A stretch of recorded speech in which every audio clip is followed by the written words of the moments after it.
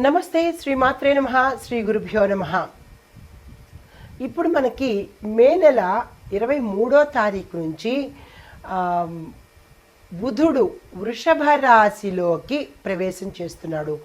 ఎప్పుడైతే వృషభ రాశిలోకి బుధుడు ప్రవేశం జరుగుతుందో ఆ వృషభ రాశితో పాటు మిగతా వాళ్ళకి కూడా తన యొక్క ప్రభావాన్ని, ఫలితాలను ఎలా ఇవ్వబోతున్నాడు, ఈ బుధుడి యొక్క గోచార ఫలితాలు మేషాది ద్వాదశ రాశుల వారికి ఎలా ఉండబోతోంది, ప్రత్యేకంగా వృషభ రాశి వారికి ఎలా ఉండబోతోంది అనే అంశాల తదుపరి రాశి మకర రాశి. ఈ మకర రాశిలో బుధ సంచారము 5వ స్థానంలో జరుగుతోంది. 5వ స్థానం అంటే ఏంటి? మనకి సంతానము, విద్య.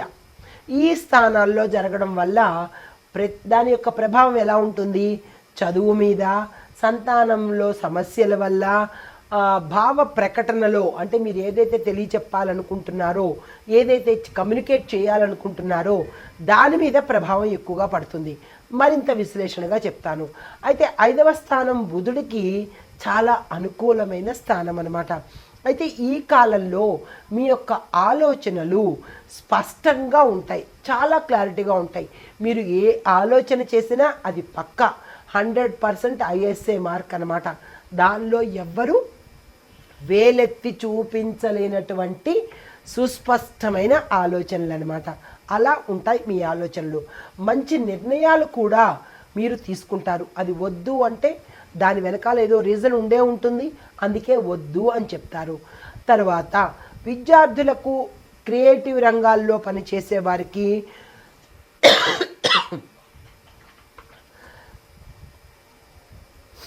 ఇది కోల్డ్ ఇన్ఫెక్షన్ వల్ల వచ్చింది, ఏమీ అనుకోవద్దు, సారీ.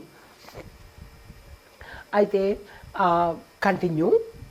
విద్యార్థులకు, క్రియేటివ్ రంగాల్లో పనిచేసే వాళ్లకు ఇది కరెక్ట్ సమయం అన్నమాట. వెంటనే దీన్ని ఉపయోగించుకునే ప్రయత్నం చేయండి. మకర రాశిలో ఎవరైతే స్టూడెంట్స్, క్రియేటివిటీలో పనిచేసే వాళ్ళు, రీసెర్చ్లో డిపార్ట్మెంట్లో పనిచేసే వాళ్ళు, చదువుకుంటున్న వాళ్ళు కూడా, వాళ్ళకి ఇది మంచి సమయము. ఈ సమయాన్ని అస్సలు వృధా చేసుకోకండి, సాధ్యమైనంత ఉపయోగించుకునే ప్రయత్నం చేసుకోండి. తర్వాత ప్రేమ సంబంధాలు, ఎవరైతే లవ్లో ఉంటున్నారో వాళ్లకు ఇది చక్కని సమయము. అంటే మీ యొక్క స్థితిని మీ పేరెంట్స్కి చెప్పటము, వాళ్ళ ద్వారా మీ బంధము గట్టిపడేటట్టుగా చేసుకోవడము, ఇలాంటి వాటికి ఇది మంచి సమయము. అయితే గతంలో మీకు ఏదైనా కలహాలు ఉండి ఉన్నా, అంటే వీళ్ళ మధ్య కాదు, కుటుంబంలో కానీ, అన్నదమ్ముల మధ్య కానీ, ఏదైనా ఫ్రెండ్స్ మధ్య కానీ ఏవైనా కలహాలు ఉంటే కనుక అవి తీరిపోయి మంచిగా తగ్గిపోయి మంచి అన్యోన్యమైన అండర్స్టాండింగ్తో ఉండే అవకాశం కూడా ఈ సమయంలో మకర రాశి వాళ్ళకి కనబడుతోంది. వివాహానికి ఎవరైతే రెడీగా ఉన్నారో, చెయ్యాలి ప్రయత్నాలు అని అనుకుంటున్న వాళ్లకు ఇది కరెక్ట్ సమయము. వెంటనే ఆ ప్రయత్నం చేయండి, మంచి సంబంధాలు వచ్చే అవకాశం కనబడుతోంది.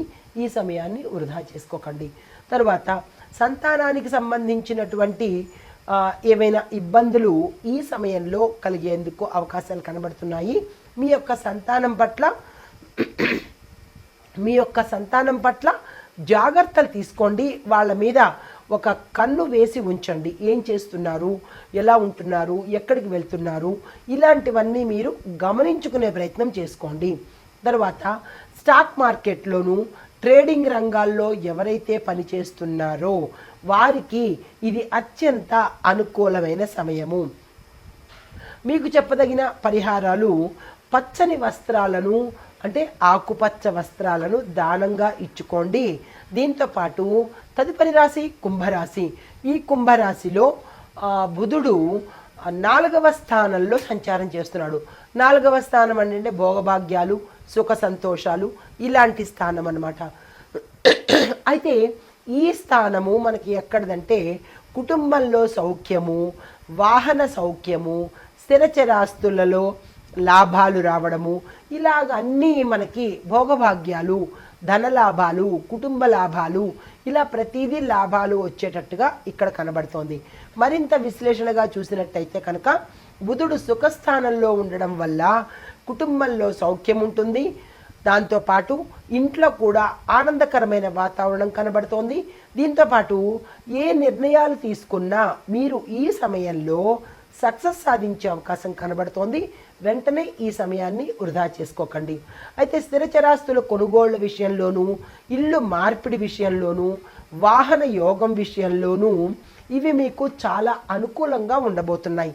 దానికి సంబంధించిన అంటే ఇల్లు వాకిలు కొనుక్కోవడం కానీ, వస్తు వాహనాలు కొనుక్కోవడం కానీ, ఇలాంటివి స్థిరచరాస్తులు కొనుక్కోవడం కానీ, ఇలాంటి వాటికి ఈ సమయము అనుకూలంగా ఉంది. దానికి సంబంధించినటువంటి ప్రణాళికలు వేసుకోండి. తల్లి యొక్క ఆరోగ్యము గతంలో ఇబ్బంది ఉంటే అది ఇప్పుడు మెరుగయ్యే అవకాశం కనబడుతోంది. నూతన గృహ నిర్మాణాలు కానీ, లేదా ఇంటి డెకరేషన్ కానీ, ఇంటీరియర్స్లో మార్పు చేర్పులు చేసుకోవాలన్నా ఈ సమయము చక్కని సమయము. ఆ ప్రయత్నాలు చేసుకోండి. ఉద్యోగ విషయాల్లో గతంలో మీకు ఏమైనా టెన్షన్స్ ఉంటే అవి తగ్గిపోయి సానుకూలంగా ఉండే అవకాశం కూడా ఈ సమయంలో కనబడుతోంది.